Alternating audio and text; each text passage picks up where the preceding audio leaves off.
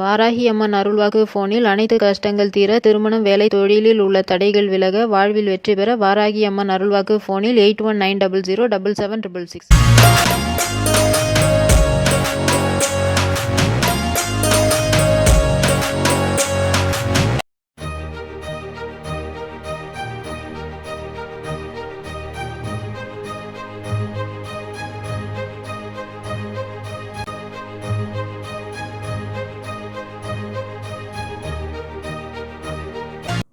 உலகமெங்கிலும் வாழும் ரோஜா தமிழ் டிவி நேயர்களே, உங்கள் அனைவருக்கும் என் பணிவான வணக்கங்கள். இன்றைக்கு நம்ம அகஸ்திய ஜீவநாடி ஜோதிடர் பாபு அவர்களை சந்திக்க வந்திருக்கிறோம். சார் வணக்கம். சொல்கிறாரு, நாளைக்கு இரவு இல்லைன்னா அதுக்கு மறுநாள் இரவு கொஞ்சம் மழை பெய்யறதுக்கான வாய்ப்புகள் உண்டு. அதே நேரத்தில் 2 புயல் உருவாகும். அந்த 2 புயல்லேருந்து மேகங்கள் வந்து கலைஞ்சி போயிடும். ஒன்று தென்மேற்கு மாவட்டங்களுக்கு போயிடும்.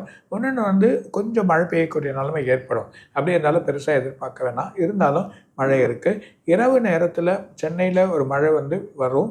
அதுக்கான வழிகள் போகும். அதே நேரத்தில் வேறு மாவட்டங்கள்லேயும் சில ஏரியாலேயும் கொஞ்சம் மழைகள் பெஞ்சு அதுக்கான வழி பண்ணுமே தவிர பெருசாக எதிர்பார்க்க வேணாம். ஆனால் பயட வேணாம், கொஞ்சம் இருக்குது.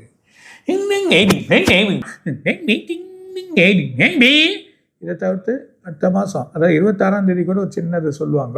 ஆனால் அதை தவிர்த்து அடுத்த மாதம் எண்டில் ஒரு மிகப்பெரிய மழை காத்திருக்கு.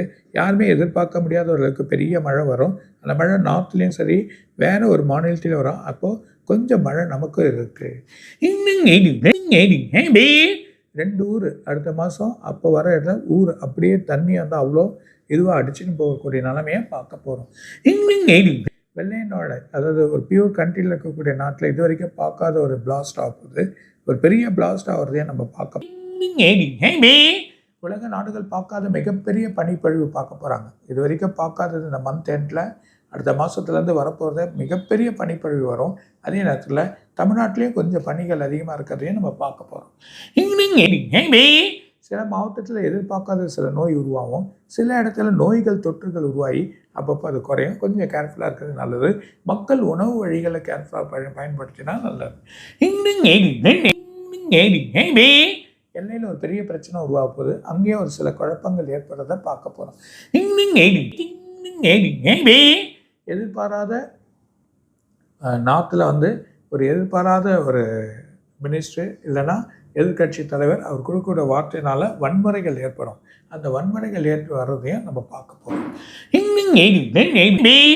டெல்லி, ஹரியானா அதில் சார்ந்து இருக்கக்கூடிய சில மாவட்டங்களில் மிகப்பெரிய பிரச்சனைகள் ஏற்படுறதை நம்ம பார்க்க போகிறோம். அங்கே இந்த ஆக்சிஜனோட குறைவாக இருக்கலாம், இல்லை இந்த பனிப்பொழிவினால் ஒரு பொல்யூஷன்ஸ் மிகப்பெரிய பொல்யூஷன் ஏற்பட்டு அங்கே ஒரு ப்ராப்ளங்களை கிரியேட் ஆகுது பார்க்குறோம். டெல்லியில் சில மக்கள் வாழ நிலைமைகள் அடைப்புகள் எல்லாம் ஏற்படுறத அடுத்த மாதம் பார்ப்போம்.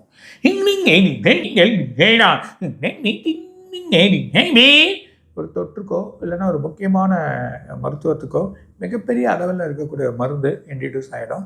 அதில் ஒரு பெரிய மாற்றத்தை சயின்ஸ் பண்ணக்கூடிய நிலைமை இருக்குது. அறுவை சிகிச்சையை வேறு மாற்று நிலையில் ஒளி ரூபமாக செலுத்தி அதை கண்ட்ரோல் பண்ணுறதோ இல்லைன்னா ஆப்ரேஷன் பண்ணுறதோ இல்லை ஆட்டோ இல்லை கண்ணோ அந்த மாதிரி ஒரு பெரிய நிலையை எடுத்துகிட்டு வந்துருப்பாங்க. அந்த நிலைமை இன்னும் கொஞ்சம் நாளில் அதை கண்டுபிடிச்சி அதுக்கான மார்க்கெட்டில் பெரிய லெவலில் வரதை பார்க்க போகிறோம். சின்ன குழந்தைகள் வரிசையாக இருக்கும். அது கொஞ்சம் கேர்ஃபுல்லாக பார்த்துக்கோ. சில நோய் தொற்றுனால இறக்கிறதுக்கு வாய்ப்பு இருக்குது.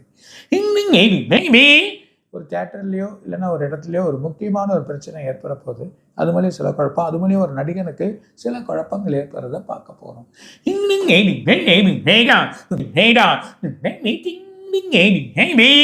ஒரு முக்கியமான தலைநகரம் வெளிநாட்டில் எர்த்குயிக் வருது, அதை பார்க்க போகிறோம். முக்கியமான அந்த எர்த்குயிக் கொஞ்சம் பிரச்சனை சூட்டுத்தன்மையினால் வருது. மிகப்பெரிய சூட்டுத்தன்மை பூமி அடைஞ்சிருக்கு.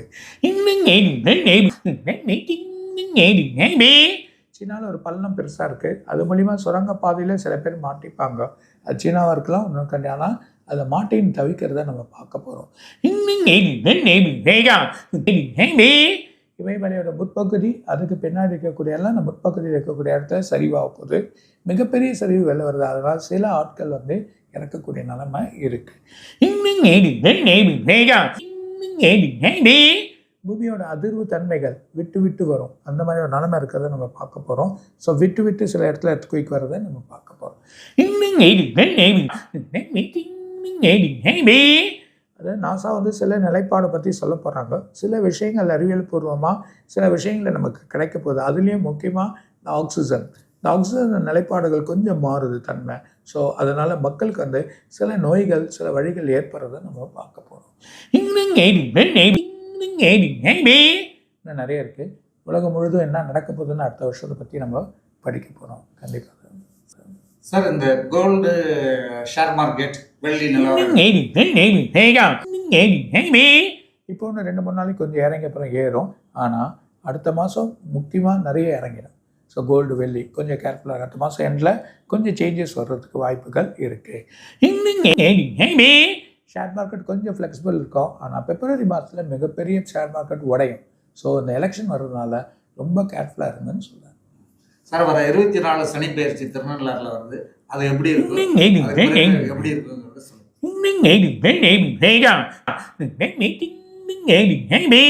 சனி சூரியனை பார்க்குறாரு. சூரியனை பார்க்கக்கூடிய நேர் வழியாக இருக்கிறதுனால சூட்டுத்தன்மைகள் அதிகமாகவும் பிரச்சனைகள் அதிகமாகவும் 2-3 கண்ட்ரியில் எர்த்குயிக்களை எதிர்பார்க்காத அளவுக்கு ஏற்படும். ஆனால் சனி மாற்றம் வந்து நல்ல ஒரு பலனை கொடுத்தாலும் நிகழ்வுகள் வேறு மாதிரி. ஏன்னா தனித்து நிற்கிறார் கும்பத்தில்.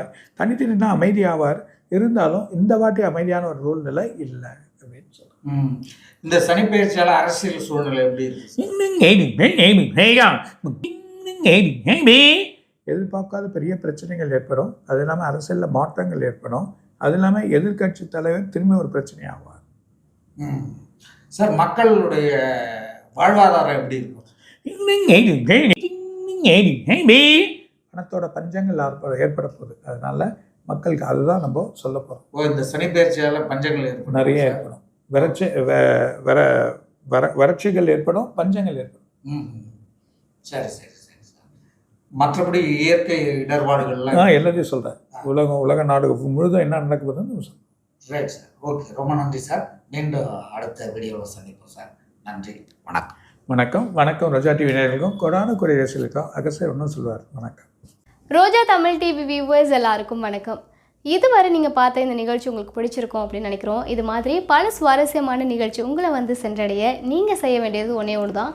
ரோஜா தமிழ் டிவியை லைக் பண்ணுங்கள், ஷேர் பண்ணுங்கள், கமெண்ட் பண்ணுங்கள், சப்ஸ்கிரைப் பண்ண மறந்துடாதீங்க. அது மட்டும் இல்லாமல் எங்களோட செய்திகள் உங்களை வந்து உடனுக்குடன் வந்து அடைய நீங்கள் செய்ய வேண்டியது ஒன்றே ஒன்று தான். பெல் பட்டனை கிளிக் பண்ண மறந்துடாதீங்க.